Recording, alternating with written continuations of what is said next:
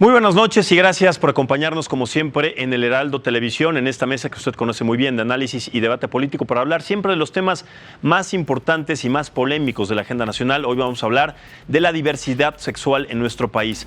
Y a propósito justamente de la edición número 41 de la Marcha del Orgullo LGBTI+, también ahora que se ha añadido esta letra que se va a realizar este sábado en la Ciudad de México de acuerdo a los resultados de la última encuesta sobre discriminación por motivos de orientación sexual e identidad de género. 7 de cada 10 mexicanos considera que los derechos de la comunidad no son respetados. Y por supuesto, de acuerdo a la organización social Letra S, 28 personas han sido asesinadas este año solamente por el motivo de su orientación sexual. Los invito entonces a que se queden con nosotros para analizar y debatir este tema tan importante y tan polémico en nuestro país. Soy Maximiliano Espejel, bienvenidos, comenzamos. Y también comienzo presentando a los invitados que tengo en esta mesa, en este panel. Muchísimas gracias. Empiezo primero con Ángel Coto, él es activista y periodista. Ángel, muy buenas noches y bienvenido. Muy buenas noches, Max. Gracias por la invitación. Al contrario, Ángel, muy buenas noches. También presento a Fernando Velázquez. Él es socio consultor de la Alianza por la Diversidad e Inclusión Laboral. También muchas gracias y bienvenido. Gracias, buenas noches. Max. Al contrario, gracias. Fernando, muchas gracias. De mi lado derecho presento a Daniela Vázquez. Ella es activista y también pues indispensable contar con su presencia en esta mesa. Muchas gracias y bienvenida. Muchas gracias por la invitación. Al contrario. Y finalmente también presento a Damián Vallejo. Él es especialista en temas de LGBT de la CONAPRED. Muchísimas gracias y bienvenido. Muchas gracias, Max. Buenas noches. Al contrario. A ver, vamos a empezar a platicar y sobre todo a plantear esta pregunta. ¿Consideran ustedes que la diversidad sexual hoy en nuestro país es un tema que sigue siendo tabú, se ha avanzado, siguen habiendo muchos problemas a raíz de lo que se tiene que contemplar y tomar en cuenta de manera importante y prioritaria? Empiezo contigo, Ángel. Creo que vivimos en un momento excepcional en el sentido que la comunicación, las redes sociales, por ejemplo, nos permiten acercarnos de una forma en que nunca hubiéramos podido hacerlo antes, y esto significa que tenemos más información y podemos hacer o establecer lazos o redes de apoyo con otras personas, lo cual frente a esta situación que ya contabas tú acerca de los crímenes de odio y de la discriminación, pues nos pone a reflexionar acerca de qué es lo que nos hace falta para seguir avanzando. Sí, México es un país conservador, existe controversia al respecto de estos temas, pero también hemos avanzado mucho en derechos y se ha avanzado también en el tema cultural, en el sentido que cada vez más estamos más presentes y para muestra el que hoy estemos aquí hablando de este tema. Correcto. Eso es muy importante porque desmitificamos ante quienes nos están viendo en este momento a través de el internet o en la televisión, los mitos que hay en torno a las personas LGBT. Correcto. Fernando, ¿es un tema tabú? ¿Se ha avanzado? ¿En qué sí se ha avanzado? ¿Qué se sigue deteniendo todavía? ¿Cuáles son los procesos y los temas, los puntos importantes que se tienen que tomar en cuenta para que pues, una situación así ya no sea un tabú, ya sea una situación que todo el mundo vea de una manera, es que hasta decirlo de esta manera, normal, ofende, porque es algo completamente normal, pero la gente no lo sigue viendo así, lo sigue viendo normal. Siguen existiendo crímenes de odio, crímenes que tienen que ver con las preferencias sexuales de diferentes personas en la sociedad mexicana. Entonces, ¿qué se tiene que hacer en tu punto de vista y en qué estamos todavía pues, en pañales, si se le puede decir así? Yo creo que definitivamente hemos vivido un avance sustantivo. Creo que... ¿En qué temas concretamente? Hemos vivido un avance importante en el entorno laboral, en donde estamos viendo que cada vez más empresas están buscando ofrecer los derechos igualitarios dentro de sus organizaciones. Este es un cambio importante. Esto no se daba hace 10 años y esto ha venido avanzando conforme una empresa alimenta en buenas prácticas. ¿Pero crees que es por la presión social o porque la empresa sí cambió sus parámetros y su filosofía al respecto de esta situación? Porque la presión de la gente, la presión de la sociedad es cada vez mayor. ¿Se sienten presionados? ¿Consideras que se sienten así o sí cambian su filosofía y su mentalidad? Porque mira, pueden existir estas reglas de inclusión, pero en los mismos trabajos en donde se generan estas reglas de inclusión sigue habiendo acoso y sigue habiendo discriminación y sigue habiendo ofensas y se siguen manteniendo estas mismas posturas. No, definitivamente. Yo creo que ha habido más que presión social, motivación social. Yo le diría y lo pondría en una perspectiva en donde las juventudes y las personas estamos exigiendo los mismos derechos, unos derechos igualitarios, sin distinción de la orientación sexual y de la identidad de género. Esto ha puesto, sí, presionado a que las organizaciones, los centros empleadores, realmente volteen a ver a las buenas prácticas. Sí. Afortunadamente, algunas empresas iniciaron esta labor y entonces otras se han sentido motivadas a generar este cambio. Falta mucho, efectivamente. Somos un país diverso, O sea, somos un país se ha muy avanzado grande. mucho, pero falta mucho. Entonces, ¿qué Muchísimo. estamos a la mitad del camino? ¿Cómo No. lo podrías considerar? Ni a la mitad. No, ni a la mitad del Entonces camino. no se ha avanzado mucho. Se ha avanzado significativamente, pero todavía no mucho. Todavía nos falta mucho por hacer. Completamente de acuerdo. Como sociedad. Como sociedad, como país. Somos un país geográficamente muy grande, Sí. culturalmente muy diverso, con una gran presencia religiosa, Ujú. en donde las familias son Ese muy es el primer conservadoras. problema. Ese es el primer problema que existe. Las familias son muy conservadoras y a pesar de que entonces las empresas están haciendo, algunas empresas están haciendo lo suyo, sin embargo, como bien lo mencionabas, las empresas están en manos de personas y las Claro. personas no todas actuamos de la misma forma. Totalmente. Se está buscando que sea más estándar, que sea más institucional el cambio, pero definitivamente sigue habiendo un gran pendiente en México. Sin embargo, vemos, diríamos que de alguna forma, una luz en el camino. Un gran pendiente, y si lo podemos decir, una gran pendiente que estamos todavía, De acuerdo. pues todavía para largo camino para seguir escalando, ¿no? Daniela, ¿cuáles son los problemas a los que se han enfrentado tú concretamente? Si nos puedes dar también el parámetro de alguna experiencia que se enfrentan todos los días en temas laborales, en temas sociales, en temas de inclusión. En tu caso, ¿cuáles han sido estas situaciones? Me gustaría regresar un poco a la pregunta que habías hecho La antes inicial, y sí, abundar claro. un poco más.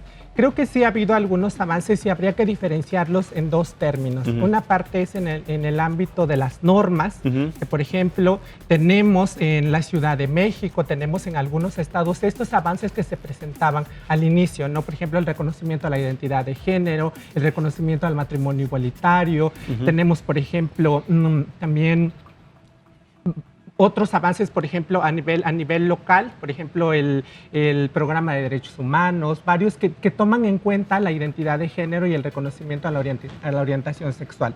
También no hay que olvidar que en el Plan Nacional de Desarrollo se contempla en este sexenio el respeto irrestricto y la no discriminación hacia motivada por la orientación sexual o la identidad de género. Ujú. En ese sentido, pues yo creo que sí hay algunas luces para decir que en este sexenio no será todo el oscurantismo, ¿no? Sin embargo, sí creemos que hay otros ámbitos en los que falta mucho avance. Su servidora es vicepresidenta de una organización civil que se llama Almas Cautivas. Almas Cautivas se dedica a la defensa de los derechos humanos de las personas privadas de libertad. Y en ese sentido, falta mucho trabajo por hacer. En la Ciudad de México hemos estado trabajando durante 6 años y hemos logrado que se respeten los derechos de las personas lesbianas, gays, bisexuales y trans que están en prisión. Ahora ya no se les corta el cabello cada vez que ingresa una chica trans a un centro penitenciario, ya no se les hace, se les comete la misma tortura que se hacía en otras administraciones. Sin embargo, los avances que se están teniendo en la Ciudad de México no necesariamente repercuten en los otros estados. Por eso es importante también tomar en cuenta que los temas de la diversidad sexual no se circunscriben únicamente al matrimonio igualitario, no se circunscriben Correcto. tampoco al reconocimiento de la identidad de género, sino que atraviesan son muchas interseccionalidades. Tenemos, por ejemplo, a las personas privadas de libertad, no hay que olvidar, por supuesto, a las personas indígenas. En el caso particular, soy una mujer indígena, nahuaparlante, originaria de Acatlán, Guerrero, y me preguntabas cuál es mi experiencia al respecto. Creo que mi experiencia es una experiencia atípica, no es una experiencia, soy una persona egresada de la licenciatura en Ciencias Políticas y Relaciones Internacionales por el CIDE, logré llegar a esta institución que es considerada bastante, pues, de bastante prestigio, y creo que a lo largo de mi vida no he enfrentado mucha discriminación como sí lo han enfrentado otras personas trans en mi misma situación. Sin embargo, yo creo ¿Crees que... que es una cuestión de suerte en tu caso? No. ¿Por qué? ¿Por qué Sin no? embargo, yo creo que mi caso debería ser la norma y no la excepción. Y por eso es que nosotras en Almas Cautivas, en conjunto con todos mis compañeros que estamos aquí presentes, estamos trabajando para presionar en todas las instancias gubernamentales, en todos los lugares, para que estemos en todos los espacios y para que cada vez no solamente sea yo la que tenga esa historia de vida, sino Claro, que las dijiste, historias debería de vida de ser la norma, pero debería no lo ser. fue. ¿Cuál No lo fue tu fue. historia a partir de que tuviste, si se le puede decir así, esta suerte? Creo ¿no? que un elemento muy importante y que se ha estudiado también bastante es el apoyo familiar. se ha demostrado que las personas lesbianas, gay, bisexuales y trans en la adolescencia y en la niñez que no son apoyados por sus padres tienen mucho más probabilidades a seguir con un ciclo de vulnerabilidad. Sin embargo, en mi caso, al haber tenido un apoyo familiar para venirme a estudiar a la Ciudad de México, para apoyar mis estudios en una escuela como es el CIDE, ha sido otra mi experiencia.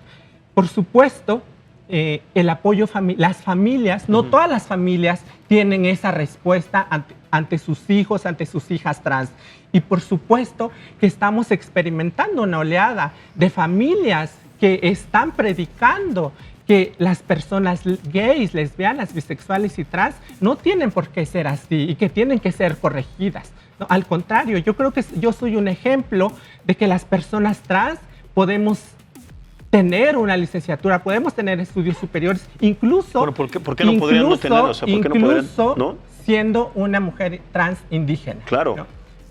Pero ¿Por qué no lo podrían tener? Porque en las escuelas... O sea, ¿cuál tendría que ser esta regulación para que no puedan tener esa libertad o sobre todo esa oportunidad? Creo que son en varios asuntos, pero por ejemplo, desde el ámbito escolar, al eliminar el acoso por orientación sexual o por identidad de género, estaríamos ayudando a que todas las personas jóvenes puedan llegar a sus estudios superiores sin ningún problema. Sin embargo, lo que estamos mirando ahora es que el acoso y la violencia hacia las personas de la diversidad sexual es tan alta que muchas personas trans, lesbianas o gays desertan de su educación y por ende pues no llegan a los niveles superiores. Y mucho más se da el caso de la población trans, no tanto así en el caso de los gays, no tanto en el de las lesbianas, pero en el caso de las personas trans, hacerlas más visibles, las que su comportamiento es mucho más atípico en una escuela, toda la violencia y todo el acoso se centra hacia ellas. Si nosotros atacáramos el tema desde las infancias, desde las juventudes, seguramente tendríamos más mujeres como yo. Claro, Damián, a través de la CONAPRED, entonces, ¿cómo se está tratando de evitar, si es que es posible, de que estas situaciones se presenten en las instituciones educativas, en los trabajos, en fin, en la vida diaria en nuestro país, que sabemos que sí, aunque hemos tocado el tema de que se ha avanzado significativamente, no a grandes pasos, pero la CONAPRED tiene que tomar una posición importante, determinante y sobre todo poderosa para que esto, de alguna manera, si no se lleva al Senado de la República o se legisle, se tome en cuenta dentro de los reglamentos particulares dentro de las instituciones educativas, ¿no? ¿Cómo es que están trabajando ustedes a partir de estas situaciones? Sin duda, Max. Desde el Consejo pensamos que la discriminación a las personas con orientaciones sexuales y identidades de género diversas es un problema estructural. Por lo tanto, no se puede atender, digamos, de manera particular, caso por caso, sino atacarlo por sus causas estructurales, justamente. En este caso, nosotros hemos actuado mediante dos líneas. Primero, generación de información, la encuesta nacional sobre discriminación por orientación sexual y identidad de género, que publicamos los resultados apenas el año pasado y que producimos junto con la CNDH, es un ejemplo justo de generación de información. Es la primera encuesta que tenemos oficial, con datos producidos por el Estado mexicano, con una muestra relativamente amplia de estas personas y de las prácticas de discriminación que enfrentan y las experiencias que viven durante su curso de vida. Por otro lado, también estamos impulsando una agenda de combate a prácticas discriminatorias específicas en ámbitos muy concretos, en el ámbito laboral, en el ámbito educativo, en el ámbito de acceso a la justicia. Es muy importante que combatamos esas prácticas porque esas son las que impiden, en última instancia, que las personas puedan ejercer de manera efectiva sus derechos en igualdad de condiciones como el resto de las personas, sin discriminación por orientación. Claro, ahora si hablamos de que el 17 de mayo está considerado como el día que se conmemora el Día Internacional contra la Homofobia, contra la Bifobia, contra la Transfobia, etcétera, es importante tomar en cuenta un día para celebrar el Día Internacional contra estas fobias. O sea, es necesario recordar esto cuando esto se tiene que hacer todos los días, y lo digo con cualquier tema, con el Día Internacional de la Mujer, con el Día Internacional contra el Cambio Climático, a favor del cambio climático, etcétera, sobre diferentes situaciones. ¿Por qué en nuestro país 6 estados de la República solamente tienen de alguna manera reguladas estas leyes que reconocen la identidad y la igualdad de género en nuestro país? ¿Por qué en un número tan reducido? Y además, ¿para qué se sigue conmemorando un día que no tiene de alguna manera una implicación válida o formal, ¿no? Bueno, sí es muy necesario que exista un día para hablar acerca de primero del orgullo que significa ser una persona LGBT contra los prejuicios que ya mencionaba al inicio. Y es necesario porque es una lucha por esta visibilidad y esta... Pero no se esta tendría que amistad de hablar todos los comunidad. días, como cualquier Claro, tema se importante. tiene que hablar todos los días, pero necesitamos un día para recordar que estos derechos siguen siendo vulnerados. Es difícil a veces cuando o se piensa que las personas LGBT necesariamente estamos buscando o se nos critica incluso que buscamos atención al exigir que existe este día. Por ejemplo, lo cierto es que no es así. Y en el tema de cuáles son los avances o qué ha sido lo relevante que ha pasado, pues hay que decir que el día hoy nacional, o sea, porque ya se instituyó recientemente el pasado 17 de mayo como un Día Nacional de Lucha contra las Fobias LGBT, es un día que en administraciones pasadas se trató de esconder con otros títulos, ¿no? Durante el sexenio de Felipe Calderón, por ejemplo, se le llamaba el Día de la Tolerancia. Entonces, ya no estamos para hablar de tolerancia, sino de cómo hacemos exigibles estos derechos de los que tú nos has cuestionado ahora. ¿Por qué habría que seguir insistiendo sobre este punto y no vernos como iguales? Bueno, justamente porque siguen asesinando personas. Hoy muchas empresas... Pero así como asesinan a mujeres también, asesinan a niños, asesinan a diferentes personas, también asesinan a personas de la comunidad LGBTI. ¿Por qué? Mi pregunta es, ¿por qué no hacerlo todos los días? O sea, es un tema muy importante. Asesinan a personas todos los días, más allá de sus preferencias sexuales, por una diferencia de religión, por una diferencia de raza étnica, por su color de piel, por diferentes situaciones. Porque se es mujer simplemente. Claro. ¿No tendría que considerarse también, como esta manera igualitaria, es asesinato a una persona, más allá de su preferencia sexual, de su color de piel, de su religión, etcétera? El tema es que las motivaciones de los asesinatos contra las personas LGBT o contra las mujeres son diferentes.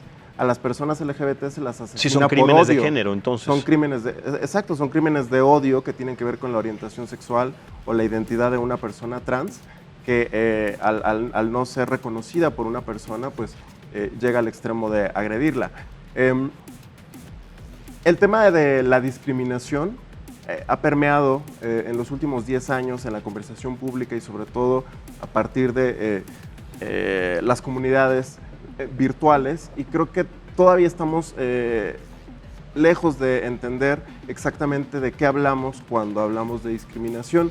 El tema de la discriminación tiene que ver con un derecho que es negado, con una persona que ve restringida frente a otra, un derecho que es igual. Hablaba Daniel hace rato sobre el tema de la educación.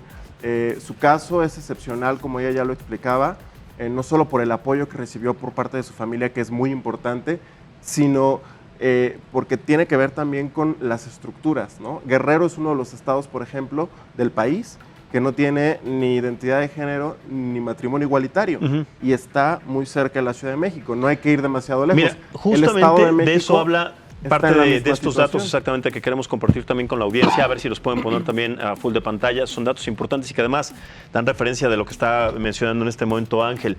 473 personas fueron asesinadas por motivos, como bien decíamos, de orientación sexual durante el sexenio de Enrique Peña Nieto, la administración anterior. 79 personas LGBT son asesinadas al año en nuestro país. 2017 y 2018 fueron los años más violentos, con un aumento del 30%. ¿Por qué por qué han ido en aumento? Porque la comunidad LGBT se ha demostrado, se ha expresado de una manera más latente, o por qué se han incrementado estos números. Además, también 55% de estas víctimas eran personas transgénero. Veracruz, como decías, Guerrero, Quintana Roo y el Estado de México concentran el mayor número de estos casos, y 28 personas han sido asesinadas este año por motivos relacionados a su orientación sexual. Entonces, tomando en cuenta toda esta información y tomando en cuenta los estados de la República de los que hablamos, ¿de qué manera entonces, a través de diferentes organizaciones, cambiar esta metodología, esta problemática, y sobre todo desde la Alianza por la Diversidad e Inclusión Laboral, no solamente en la parte del trabajo, sino en la parte social, en la relación de uno a uno todos los días? ¿Cómo se puede, o de qué manera están ustedes trabajando, Fernando? Antes de explicarte en qué estamos trabajando, también hay que destacar que México es el segundo país del mundo, tristemente, con más crímenes de LGBT-fobia. Entonces es una cifra que no nos debemos enorgullecer, al contrario, que debemos de conversar todos los días. Tienes toda la razón. No deberíamos estar hablando de ello solamente el 17 de mayo y los 17 de mayo. No deberíamos estar hablando como en este espacio. Para mí es un tema de hoy, sucedió ayer, sucedió antier, sucedió la semana pasada y no solamente en un 17 de mayo. Sí es importante, que no se confunda, sí es importante tomar un tema para conmemorar pues estos temas, pero es una situación que se tiene que hablar todos los días, sobre todo cuando hay crímenes y cuando hay situaciones de odio que se presentan con relación directa a una diversidad sexual, una diversidad de género, ¿no? Así es, y que puede estar sucediendo en este momento. Sí, totalmente. O sea, que se pueden estar alimentando estas estadísticas en este preciso momento. ¿Qué estamos haciendo nosotros desde la Alianza por la Diversidad e Inclusión Laboral?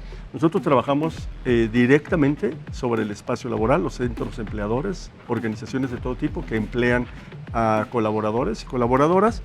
Estamos trabajando con ellos directamente a fomentar la inclusión, en donde a trabajar desde cero muchas veces con estas empresas que consideren en sus políticas, en sus prácticas internas, en sus políticas de no discriminación, en la búsqueda de políticas de no acoso, de igualdad en el empleo, la orientación sexual y la identidad de género y otras características especiales.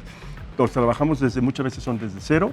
Afortunadamente, algunas empresas fueron, como decían anteriormente, motivadoras de este cambio. Trabajamos frontalmente con ellos. ¿Por qué es importante? Porque en los centros empleadores es donde alrededor del 50% de la población trabajamos en un espacio laboral y donde pasamos gran parte del día. No todos somos de la población de orientación sexual o identidad de género. Sin embargo, todos tenemos relación con alguno. Y el efecto positivo que se puede dar desde el espacio laboral, formando conciencia, conociendo, identificando las diferencias entre orientación sexual e identidad de género, entendiendo estas celebraciones, estas fechas relevantes, el origen de la búsqueda de los derechos per se, tanto en la sociedad como en el espacio laboral. Alrededor de toda esta conversación nos llevan a tener mucho más conocimiento. Y a medida que tenemos más conocimiento y entender también las estadísticas que, como acabas de mencionar, de discriminación, de crímenes de odio, estamos buscando que haya a través del conocimiento más formación y con ello mucho más respeto. Correcto. Y a través del respeto haya una búsqueda de la erradicación de la discriminación y con ello pues una mejor sociedad.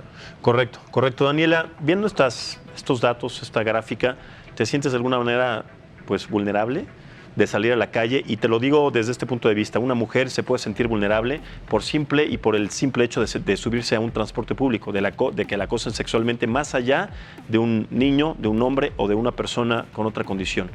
¿Tú te sientes vulnerable después de ver estas cifras? ¿Te sientes? Y no solamente de ver esas cifras, de escuchar en cada momento que en la televisión, que en varios medios de comunicación se está difundiendo un discurso de odio a través de organizaciones como el Frente Nacional por la Familia, a través de organizaciones religiosas. Por supuesto que yo me siento vulnerable. ¿Pero en qué medios de comunicación crees por supuesto tú has visto? Yo me siento vulnerable.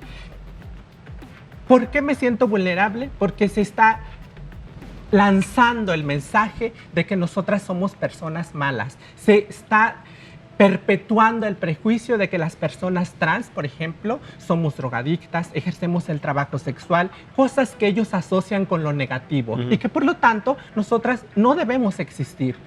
Ese es el mensaje al final. ¿Cómo no me voy a sentir vulnerable ante ese entorno social y ante un entorno en donde las instituciones gubernamentales no toman las cartas en el asunto de regular estas expresiones que francamente son expresiones de odio y que no deberían existir y que están atentando contra la libertad, contra el derecho al libre desarrollo de la personalidad, como lo ha determinado la Suprema Corte de Justicia, y el derecho a la identidad? Yo por supuesto que me siento vulnerada, no solamente al ver las cifras, no solamente al escuchar estos discursos, me siento vulnerada en mis derechos humanos. Y para mí vivir como mujer transexual es vivir con miedo. Yo tengo que tener muchas armas. Por eso es que a lo mejor tú me ves así y piensas, bueno, es que a ti a lo mejor no, o sea, caminas por la calle y no te das cuenta que eres una chica trans. Ese puede ser un arma para mí, para que las personas no se den cuenta que yo soy una mujer trans, porque entre más se den cuenta que yo soy una mujer trans, la violencia aumenta. Entre más las otras personas vean cuál es mi origen biológico, la violencia aumenta. La violencia y la discriminación, el acoso, se basan sobre todo en la apariencia. Cuando una persona se dan cuenta que es una persona gay, que es una persona trans, que es una persona lesbiana, ahí es donde empieza la violencia. Permítame a partir de este momento hacer una pausa, porque tenemos que hacer una pausa forzosamente comercial, pero regresamos con este punto de vista sumamente interesante contigo, Daniela. Regreso después también para esta mesa contigo, Damián. Los invito para que sigan la frecuencia del Heraldo TV. Hacemos la pausa y volvemos con más aquí en esta mesa de debate. Muchas gracias por continuar con nosotros en esta mesa de debate. Estamos tratando un tema muy polémico, un tema que ha además generado muchísima división en nuestro país, y que es el de la diversidad sexual en México. Quiero incluir también en esta mesa a un invitado que acaba de llegar, es Kenji Pacheco. Él es coordinador general de la 41 Marcha LGBTIQ.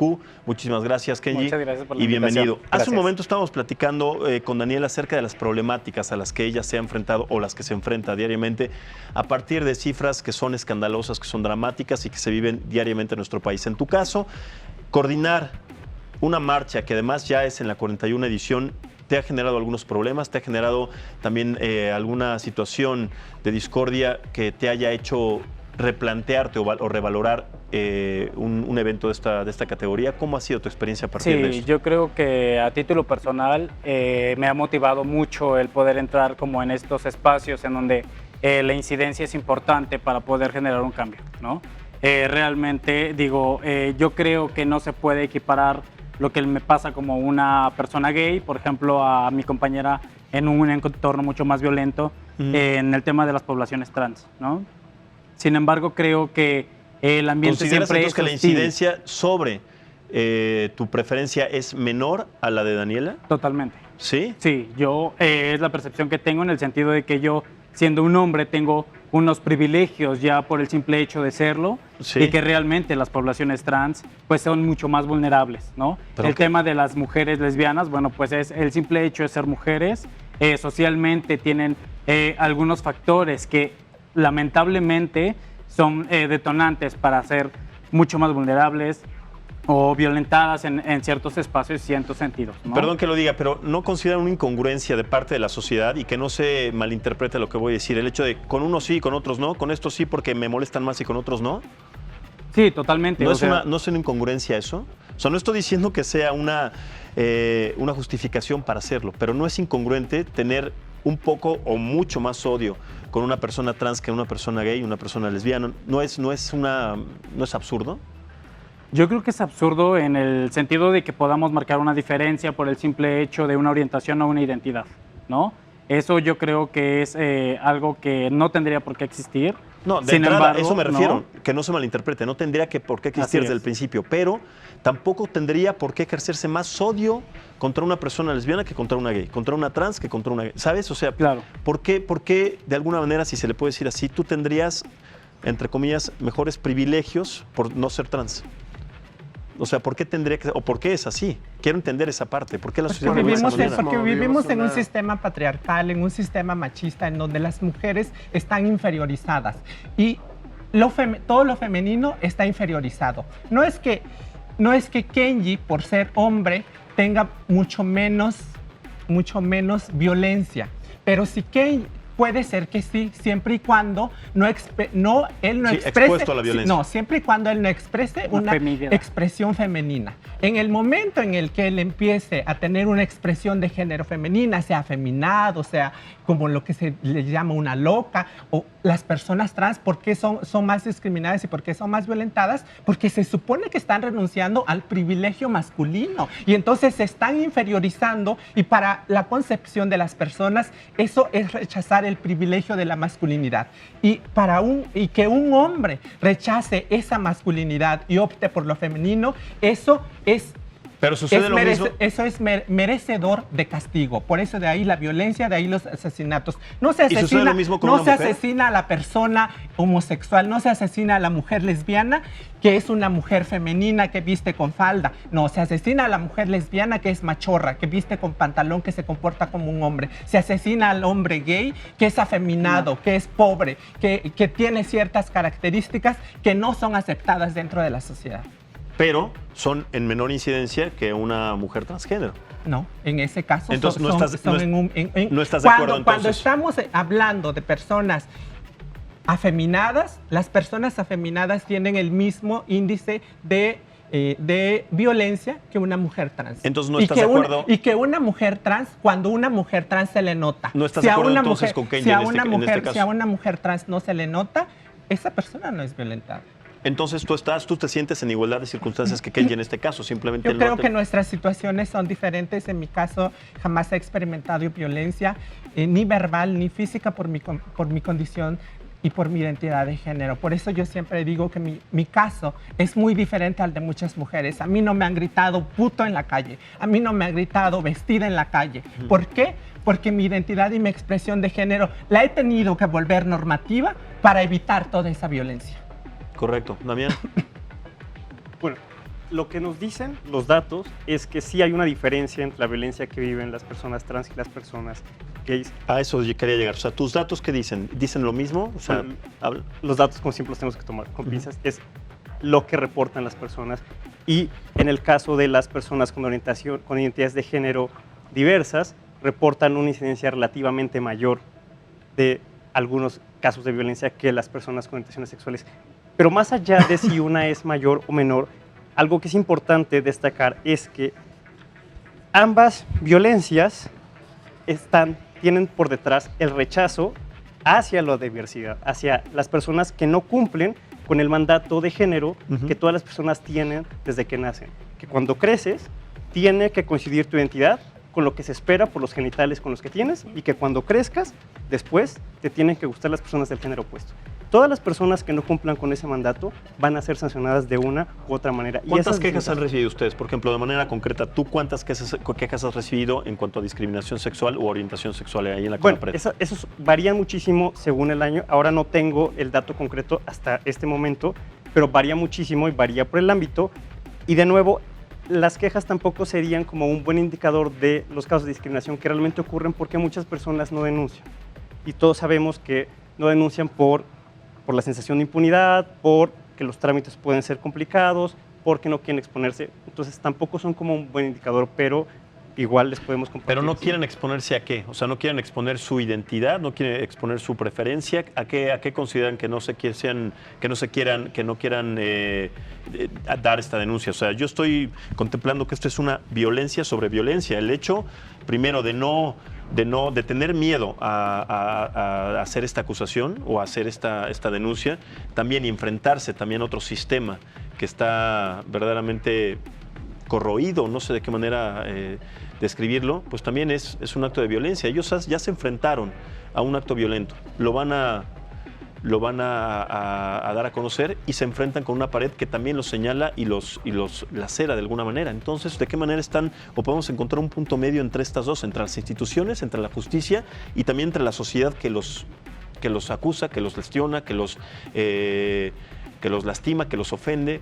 ¿En qué punto entonces están estas personas y por qué entonces no quieren denunciar estos casos todos los días, David? Bueno, las personas LGBT, igual que otras personas, tienen varios motivos por los que no quieren denunciar. Pero lo importante son las prácticas de discriminación que están institucionalizadas, incluso en las propias instituciones públicas. Exacto. Justo por eso, los ministerios públicos son igual de lacerantes que la sociedad. Justo por eso, igual, no crecen como en una burbuja, crecen en la misma sociedad con los mismos prejuicios y reproducen. Pero ellos tendrán que actuar bajo la ley. En ese sentido, justo hemos desarrollado, en conjunto con la Fiscalía y con otras instituciones, instrumentos específicos para ayudarles a las autoridades a primero identificar esos prejuicios que pueden estar de sus prácticas para prevenir esas prácticas. Darles justo habilidades muy concretas, como es el caso del protocolo para casos que involucren orientación sexual e identidad de género de la Fiscalía General de la República. Ese protocolo es vinculante para las 32 procuradurías y fiscalías y también para la FGR. ¿Y cuáles son estas herramientas? Perdón que te interrumpa, Daniel. ¿Son cursos de capacitación, es concientización hacia las personas que trabajan en los ministerios públicos, quienes reciben las quejas? ¿Cuál es esta herramienta de concientización o de ayuda para recibir estas quejas? El protocolo incluye una serie de pasos muy prácticos para la atención. Por ejemplo, en el caso de las personas trans, se les recomienda que hablen con las personas de acuerdo con el nombre con el que se identifican, independientemente de que corresponda o no con el nombre que aparezca en su identificación. Pero más allá de eso, también incluye como un proceso de implementación que está acompañado de sociedad civil y que sí incluye capacitaciones. Nosotros hemos capacitado a todas las fiscalías de los estados justamente en la implementación de este protocolo. Correcto, pero entonces una identificación oficial tiene un nombre distinto. O sea, en este caso, Daniela, tu INE tiene el mismo nombre que el que tienes tú, Daniela, ¿sí? Tuviste que hacer todo un proceso entonces. Sí. Hay quienes no cuentan con esta posibilidad. Exacto. Y entonces es como una identidad, se ven doblemente vulnerados porque están tomando la identidad de una persona que el Ministerio Público, en este caso la autoridad, está tomando como falsa. O sea, ¿se puede llegar a malinterpretar eso? Ahí también es una consecuencia de la discriminación, porque justamente no es que las personas no necesariamente quieran cambiar su identidad legal, sino que hay muchos estados donde simplemente no lo pueden hacer porque sus congresos locales no han modificado sus códigos civiles, por ejemplo. Entonces, estas personas no tienen esa posibilidad y por lo tanto, cuando llegan a las instituciones a solicitar algún servicio, pues se enfrentan con este problema y si el personal no está capacitado, es muy probable que incurra en este tipo de situación. Y pues tú, ¿cómo le ves? O sea, una pregunta directa. ¿Crees que está capacitado el personal actualmente en los ministerios públicos, en las instituciones de ley? ¿Están capacitados para recibir estas quejas? Bueno, te lo pregunto a ti y también te lo pregunto a ti, Daniel. Bueno, creo que estamos trabajando justamente para cubrir esa brecha que existe entre lo que nosotros esperamos que sea el comportamiento acorde al mandato constitucional de igualdad y no discriminación y lo que ocurre en la práctica. Correcto. ¿Tú qué piensas, Daniela? Yo creo que hay espacios en donde sí se ha logrado como una mayor sensibilidad hacia el trato hacia las personas LGBTI. Por ejemplo, en el registro civil, al principio, cuando se instauró todo el reconocimiento a la identidad de género de las personas trans, pues no era el mismo trato que ahora, ¿no? Por ejemplo, también en la PGR, a raíz del protocolo en la Ciudad de México, en la policía, en varios ámbitos, se ha ido avanzando poco a poco. Sin embargo, pues obviamente a veces los cambios legales van un paso adelante y los cambios culturales van un paso atrás, y por eso es que es necesaria el trabajo de las organizaciones civiles como los que estamos aquí para seguir implementando esas labores de capacitación, de sensibilización e incluso de normalización de ver que las personas LGBT estamos en todos lados. Correcto. Vamos a pasar ahora al tema de la Marcha de Orgullo Gay 2019, la coordinación que estás haciendo, este trabajo que además es muy arduo, laborioso y que también trata de implementar una posición sumamente importante y de concientización hacia las autoridades y hacia la sociedad. ¿Cuál ha sido este trabajo y de qué manera ha sido este trabajo concretamente en este año? Sí, Kenji. pues mira, por parte del Comité Inclúyete, el trabajo que se realiza es aproximadamente de un año, en donde, bueno, las organizaciones que conforman el comité ponemos en la mesa como los ejes de trabajo prioritarios y que, bueno, en esta ocasión el eje que creíamos importante impulsar, dada todo el contexto y otras organizaciones que están trabajando, es como la denuncia de estas mal llamadas terapias de conversión que violentan y denigran a la integridad de las personas, sobre todo que están enfocadas en poblaciones jóvenes, en donde hay una brecha entre que son un poco como más independientes, pero que también dependen de la autoridad de sus padres o de sus familiares inmediatos, ¿no? En donde estos centros y estos espacios se han establecido, ¿no?, a través de grupos conservadores que creemos que están trabajando a partir de estos, de todos estos, que se han generado estos espacios, y que al final de cuentas las poblaciones jóvenes no pueden tomar una decisión para no asistir, ¿no?, porque tienen pues esta parte de que deben de obedecer al papá, a la mamá, al tío, a la abuelita o a la persona inmediata que está como al cuidado, ¿no? Entonces, en esta premisa, pues, hacemos como este llamado a la denuncia de estos espacios, de estas personas que incluso promocionan la famosa cura de la homosexualidad y demás, que no existe porque no estamos enfermos y porque no es algo que se pueda curar. Entonces es como el eje de trabajo primordial en esta edición. Correcto. ¿Cómo han visto para todos el crecimiento de esta marcha a lo largo de los años? Esta es la edición número 41, desde su primera edición hasta ahora. ¿Han visto un crecimiento? ¿Han visto cambios importantes? ¿Han, no sé, dado cuenta de cosas que les gustaría cambiar, de algunas que no funcionaron? ¿Cómo es su experiencia en este término? Empiezo contigo, Kenji, después. Sí, justamente lo que nosotros en el comité tratamos de impulsar como son las prioridades inmediatas del movimiento, ¿no? En ediciones pasadas se impulsó lo que es la identidad de género en 2 ediciones de la marcha, especialmente enfocadas a las poblaciones trans. Se enfocó también o se impulsó el reconocimiento de toda la diversidad familiar que hay, ¿no? Y bueno, pues entonces el año pasado y estamos enfocándonos un poquito más a las juventudes, que tiene que ver, y ya estamos perfilando lo que implicaría la siguiente edición, y que estaríamos hablando de todo lo que implica el desabasto de VIH y la importancia de este tema hoy en día, de lo que implica, pues lamentablemente las cifras han aumentado en lo que es pues, la adquisición del virus en algunas personas. Correcto. Ángel, ¿vas a participar este año? ¿Has participado en otras? ¿Cómo has visto el cambio de esta edición a las anteriores? Claro que voy a participar este fin de semana. Es importante, como decíamos hace rato, tanto en el tema del Día Nacional, es importante salir el día de la marcha, recordarle a quienes nos ven como personas de segundo nivel que seguimos luchando, que estamos en la lucha por el reconocimiento de estos derechos que deberían de ser iguales para todos. Y yo veo que la marcha se ha ido fortaleciendo y cada vez es más grande y cada vez convoca a más gente.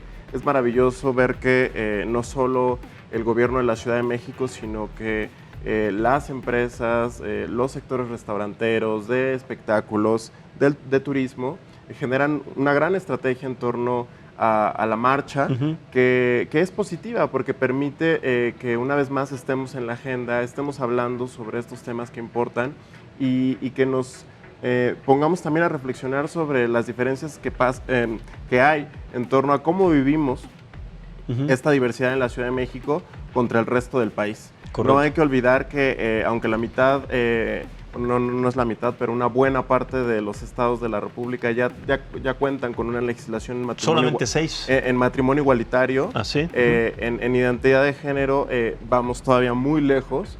Y que si estamos esta noche acá hablando sobre estos temas y convocamos a la gente a que salga a marchar y a que sea visible y a que se informe sobre sus derechos, es porque hay personas que este miedo del que hablaban hace rato las paraliza y no pueden ejercer su identidad porque no tienen documentos, no pueden acceder a la educación precisamente por esa falta de ese documento. Correcto. ¿No? Y otras violencias que enfrentamos todos los días por el simple hecho de ser diferentes. Correcto. Fernando, ¿cuál consideras, que tendría que ser entonces pues el llamado a las autoridades y a la sociedad en general a partir de esta marcha, la de este año? ¿Has participado en alguna? ¿Has formado parte de no sé, de algo importante en alguna de las 41 marchas? ¿Cómo ha sido tu experiencia? Sí, he participado en muchas. Afortunadamente he estado presente en muchas de estas marchas. He acompañado a la empresa en la cual yo trabajaba y vale destacar que American Express fue el primer contingente de empresa que participa con su grupo de colaboradores, de la diversidad sexual y de género y aliados en una marcha del orgullo en cualquier parte del país. Esto fue hace 9 años. A partir de ese momento se fueron sumando muchas más empresas. Afortunadamente en esta edición estarán participando tengo conocimiento, cerca de 90 empresas. No participan como marcas, en mal llamadas que participan como marcas, realmente participan como estructura de empresa. ¿Como sponsors? Como... No, participan los grupos de colaboradores y sus familias y sus aliados, que lo que quieren es visibilizar que trabajan en una empresa incluyente en donde no se distingue, sino se acepta a la población de diversidad sexual y de género. He tenido la oportunidad de acompañarles a varias de las empresas durante estos años, partiendo de hace 9 años con American Express. Este año estaré presente, desde luego. Creo que es importante hacerlo y destacar también que no es la única marcha que se celebra en el país. alrededor de 40 marchas, tengo conocimiento que se celebran en el país, en donde pues, participan organizaciones de la sociedad civil, familias, agrupaciones, personas individuales, empresas, sí, también marcas, pero también empresas. Y he estado acompañando también en algunas otras partes. Vemos cada vez más crecimiento de número de marchas en más ciudades, en donde lo que se busca es también visibilizar que somos iguales. Concretamente, sí, totalmente. Daniela, tú participas, vas a participar en esta marcha. ¿Has visto o has sido testigo de un reflejo, de un cambio en algunas de las marchas que has participado anteriormente? ¿En cuántas has participado más o menos? He participado desde el 2004 hasta la fecha en las marchas, y lo que he visto es un incremento mayor de la población. De participación en la participación en la marcha, y creo que eso es un buen signo. Yo lo que me gustaría decirles en relación a esta marcha es que estamos celebrando el orgullo, así como el 17 de mayo se celebra el Día contra las Fobias, porque se recuerda la despatologización de la homosexualidad, es cuando se quita la homosexualidad del catálogo de enfermedades. Así estamos recordando este 29 de junio, la fecha en que comenzaron los disturbios en Stonewall, que marcan el inicio del movimiento de liberación LGBT.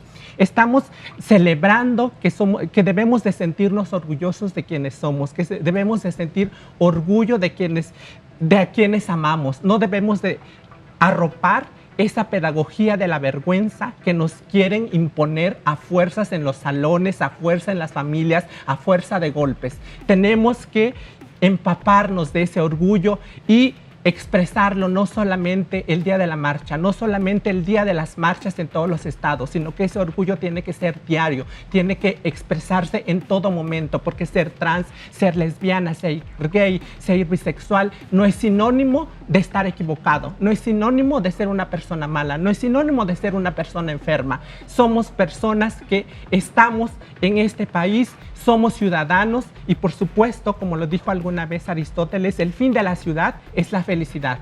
Todos debemos de tener derecho a esa felicidad, independientemente de nuestro color de piel o de a quién amamos o de nuestra identidad de género. Totalmente. El hashtag de esta edición es Ser es resistir. Así es. ¿De dónde salió este hashtag? ¿Por qué resistir? O sea, sí siguen considerando una resistencia, y después voy contigo, Damián. Sí, justamente tiene que ver con este eje de trabajo primordial que regresamos a lo de las terapias de conversión, una resistencia constante.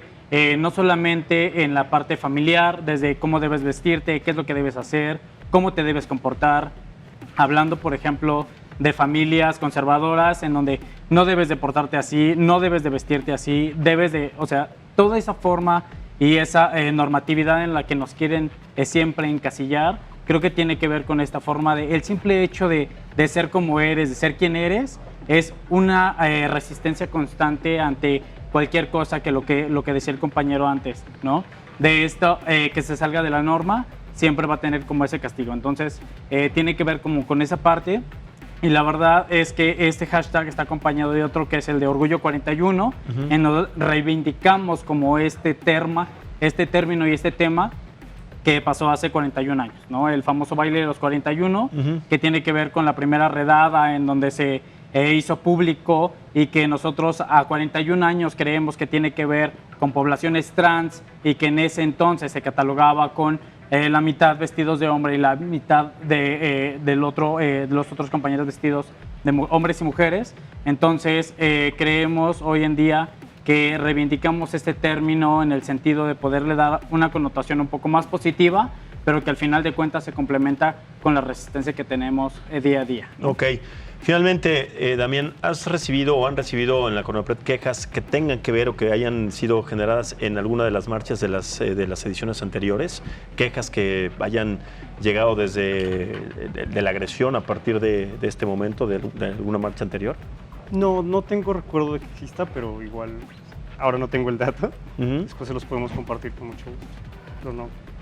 En realidad, hasta ahora, afortunadamente, han sido marchas donde lo que ha imperado es la felicidad, es la celebración de la diferencia. Pero no puede, o sea, puede llegar a, no sé, pasar por ahí un desadaptado o un grupo de personas que quieran agredir la marcha o las personas que están ahí. No ha sucedido nunca en alguna de las 41 ediciones. Sí, claro. Y Sí ha pasado. entonces, si ha sucedido, ¿por qué no hacen esta denuncia? Porque se resuelve en el momento. Se resuelve en el Somos momento. demasiados, no creo que se atrevan a... La verdad es Pero que ha sucedido. Sí, tuvimos conocimiento de que ¿Cómo el se fin de resuelve? semana ¿Cómo se en resuelve? Puebla, el fin de semana en Puebla hubo ahí unas dificultades con el municipio, que al parecer ahí quería como mover a algunas personas que estaban siendo demasiado ruidosas o exhibicionistas, cualquiera que eso signifique, lo que sea que eso signifique, y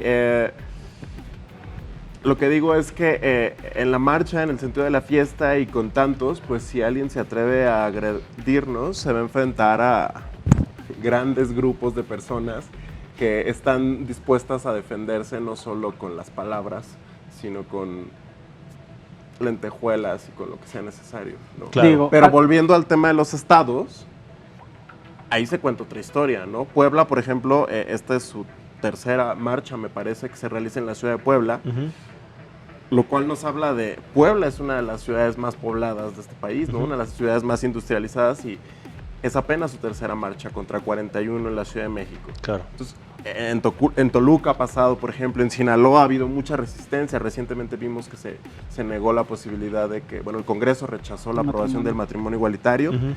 Y por eso decimos Yucatán, ¿no? Las historias se cuentan distinto dependiendo de desde dónde se cuenten, ¿no? No podemos homologar las experiencias de las personas que viven en Yucatán con los que viven en Nuevo León, porque Nuevo León, por ejemplo, es un estado en el que se sufre ese conservadurismo y ese prejuicio contra lo diferente en una forma fuerte. Claro.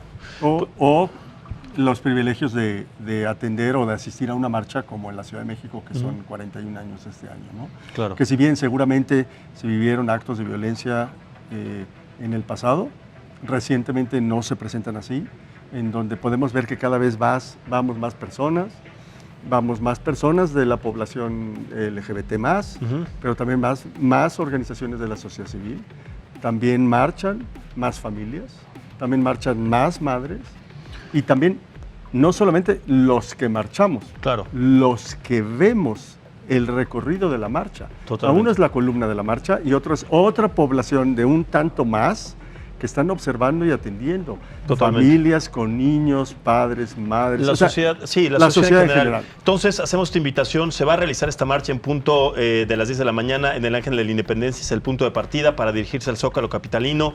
La convocatoria, como les digo, es a las 10 de la mañana. Va a haber presentación de diferentes grupos musicales, movimientos, etcétera. Así que ahí está la invitación. Muchísimas gracias a ustedes por estar en esta mesa. Gracias, felicidades. Y bueno, nosotros nos despedimos también. Los espero mañana en otra mesa de análisis y debate político con un tema que siempre es de coyuntura nacional. Soy Maximiliano Espejel. Buenas noches.